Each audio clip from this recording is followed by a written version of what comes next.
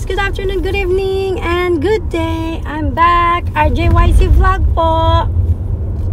So meron lang tayo uling i-discuss ng pangmabilisan dito bago ako'y matapos sa aking pagja-drive. I'm back in driving, I'm already done work. Tapos na naman ang isang araw. So ito po, ang gagawin po natin today is i-discuss natin yung awayan ng mga vloggers ng Duterte supporters at sa mga supporters ng katarungan at kapayapaan. Anyways, di ko na lang sila babanggitin yung mga pangalan nila, pero I was just listening to them swearing to each other. I mean, the other one is swearing to the other one, and the other one is getting mad on the other one. So you know, I was kinda sad about it kasi dapat pag may mga ganyan kayong problema sa isa't isa, lalo na kayo ay mga vloggers at Duterte supporters, dapat nag-uusap-usap na lang kayo in private and settle whatever is the differences and any problem that like hurt each other or anything na nakasakit sa isa't isa. Dapat pag-usapan na lang. Kasi alam nyo ba na pinagtatawanan kayo ng mga loyalista nga at mga bubonista nga. Kasi syempre, inisip nila, bakit ganito yung mga vloggers and supporters ng Dutertes? They're fighting, and they're fighting in their vlogs as their content. So parang hindi siya magandang pakinggan. Though, alam nyo ba, dapat kayo yung may pinaka mahahaba ang pasensya sa isa't isa. Dahil kayo yung nakikipaglaban, alam nyo kung ano yung labanan sa vlogging, sa tunay na buhay. Alam nyo kung ano yung pakiramdam ng nasasabihan ng hindi maganda at yung mga may pinaglalaban kayo, tama man yan o mali, may pinaglalaban kayo. But what I meant is, if there's any problem with each other and you guys are both Duterte supporters, you should just fix the problem privately and talk to each other and fix whatever is the differences or anything na nakapagpasakit ng loob ng isa't isa. Tapos kung sakali man isa sa inyo ay sa tingin nyo gumagawa ng hindi tama, parang hindi na siya dapat pang i-expose pa through vlogging kasi nagkakaroon ng siraan sa isa't isa. If you think na wala naman silang aagrabyadong mga Pilipino, mas maganda pag-usapan nyo na lang in private. O kaya mag-message kayo sa isa't isa na like you can confront the person like, did you actually say this? Or like, sinabi mo ba to? Or what? I just wanted to clarify. I'm not that kind of person. At least na-explain mo na yung sarili mo na hindi ka dapat nagsasalita ng ganyan na makakasakit sa kapwa mo dahil pare-parehas lang tayo ng ipinaglalaban dito at hindi ko gustuhin ni PRRD na ang mga supporters ng Dutertes ay nag-aaway-away. I'm pretty sure kung ang turing natin kay PRRD ay parang tatay natin, is hindi rin magugustuhan ng tatay natin na nag-aaway-away yung mga anak niya, right? So, yun lang naman ang point ko. Wala din naman akong sinasabi na pare-parehas kayong may mali o pare-parehas kayong tama. Ang point ko rito is, there's always a proper way and proper places to fix any differences and problems. Kasi everyone is different. Lahat ng tao ay may kanya-kanyang prinsipyo, kanya-kanyang paniniwala, kanya-kanyang pag-iisip. Pero, since kayo yung nandyan, kumbaga nasa frontline kayo, dapat kayo yung nagbibigayan ng pasensya sa isa't isa. And do not talk shit behind each other. Kasi, parang yung isa may sinabi sa'yo, tas magsasalita ka rin, hindi matatapos yung bangayan yan. So, mas maganda, pag yung isa may sinabi sa'yo, confront her or him in private message. At kapag nagawa mo na yung part mo at hindi pa rin siya tumitigil, then that's the time na you can like do it in your vlog or content the person para kahit papano matauhan siya na may mali siyang ginagawa.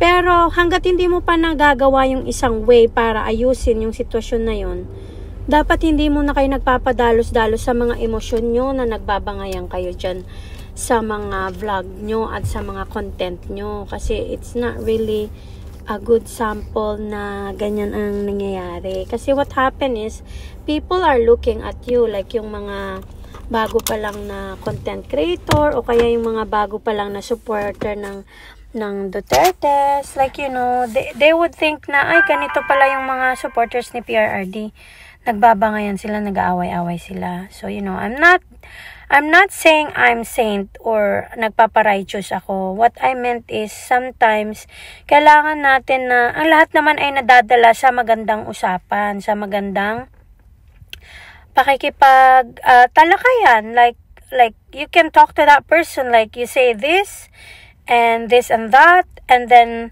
kinonfront mo yung person na yun, sinabi mo na sa kanya na hindi mo nagustuhan yung ginawa niya, tapos umulit-uli siya at ginagawa niya uli, then that's the time maybe you can vlog that person and tell the world how you feel. But hanggat hindi mo pa ginagawa yung isang way para mas maging maayos yung pag-uusap nyo, hindi pa kayo nag-uusap in person or in private message to fix the differences and whatever is the issues, hindi mo pa nagagawa yung way mo in a better and nicer way. Hanggat hindi mo pa nagagawa yun, dapat hindi mo siya vlog, hindi ka nagrarant sa vlogging mo or anything and swearing each other. Kasi, kumbaga nasa frontline kayo. Kung ano yung ginagawa nyo, nagre-reflect sa lahat ng mga followers ng Dutertes. I'm not saying na kumbaga nababahiran ng konti at napagtatawanan ang mga vloggers na nagsusupport kay PRRD. Isipin nila na mga basagulera ang supporters ni PRRD. Kumbaga, isipin nila na bakit ganito, hindi ba nila pwedeng pag-usapan in private and things like that. So, I'm just saying na there is always a nicer way and a quiet way to fix differences and problems, especially kung kayo naman yung mas matalino at mas may pangunawa at may isip, hindi nyo kawalan o hindi ikamamatay o hindi ikababawas ng pagkatao nyo kung kayo yung unang lalapit to fix the problem. Because at the end of the day, iisa lang ang purpose. Why are we vlogging? Why tayo nagsusupport sa mga Dutertes? Kasi mahal natin ang Pilipinas, mahal natin ang kapwa natin Pilipino. Yun, isa ang layunin nyo sa part na yun. Pero syempre, magkakaiba ng ugali ang tao, magkakaiba ng pamamaraan, you know. So, I was just saying, kung if you didn't do the nice way yet to fix the problem, do not go in public and ranting and telling them how frustrated you are or whatsoever to that person. Kasi, if that person will do the same to you, then hindi magkakaroon ng katahimikan yung gulo. Di ba nga ayaw natin ng kaguluhan sa Pilipinas, kaya hindi tayo pumapayag sa impeachment ni VP Sara. Gusto natin katahimikan. So, dapat alam nyo din kung papaano i-handle na magkaroon ng katahimikan din sa mga misunderstandings ng mga vloggers. Hindi naman sa nagmamarunong ako, pero there's always a nicer way and quiet way to deal things. There's always a better way to say things or to handle situations nicely and more, ano bang tawag nito, yung mas karapat-dapat na paraan nang hindi kailangan nagsisiraan. Kasi unang-una, kasi ako, kung mangyayari yan sa mga loyalista nga at sa mga bobonista, I don't care. Kasi ganun na yung mga ugali ng boss nila. Pero kasi tayo, hindi ganyan si PRRD. Hindi niya gusto yung mga ganyang kaguluhan. So kung hindi gusto ni PRRD yung mga ganyang kaguluhan, dapat hindi rin natin hinahayaan nang mangyari sa inyong mga vloggers, sa ating mga vloggers, ang ganyang misunderstandings na kailangan pang i-content yung frustration natin. First, you have to do your part, to do it privately and nicely and confront the person without attacking them Kasi what you're doing will reflect yourself as well. And what you're doing, kung halimbawa nagpakumbaba ka na ayusin yun privately, yun din ang maano nung person na yun na, oh, she fixed it in a nicer way or privately, then I would just stop doing what I'm doing. Kumbaga, bigyan mo ng positibong reaction yung negatibong ginawa ng isang tao para maipaalala sa kanya na may mali siyang ginawa. At dahil may mali siyang ginawa, merong magpapaalala sa kanya na, oh, mali yung ginawa mo. So, this is like, I know we are all human, everyone makes mistakes. Pero kasi pag nagpapataasan pa kung sino yung magaling, matalino, and do this and do that, hindi magkakaroon ng katahimikan. And PRRD would not be happy listening to all those ranting in your vlogging na may galit kayo sa isa't isa. Kasi pag nagawa mo na yung nice way, tapos yung tao na yun umuulit pa rin na gawin ang hindi maganda o kaya yung sisiraan ka, kahit na kinonfront mo na siya na mali yung ginawa niya, then that's the time. Valid na yung reason mo bakit ka nagrarant in your vlogging. Pero hanggat hindi mo pa ginagawa yung way para i-fix it privately and nicely, then pati ikaw, sasabihin na kagaya ka na din ng tao na yon na gumawa ng hindi maganda sa'yo, right? So, that's what I meant. Kung sino yung mas may utak, mas may nakakaunawa, mas matalino, sometimes yun yung nagpapaunawa dun sa tao na sometimes kulang sa pangunawa at inuuna ang bugso ng damdamin o kaya minsan yung pansariling kapakinabangan. Pero ikaw na mas matalino, mas nakakaunawa at mas nakakaintindi sa tama, ikaw yung magre-remind sa tao na yun. Because you know naman that that person, you have the same reason and purpose why you're doing what you're doing. You're fighting for the country, pinaglalaban nyo ang mga Dutertes and everything, and what is kapayapaan for everyone. Dapat yun within us as well, o kaya sa circle pa lang natin may kapayapaan na.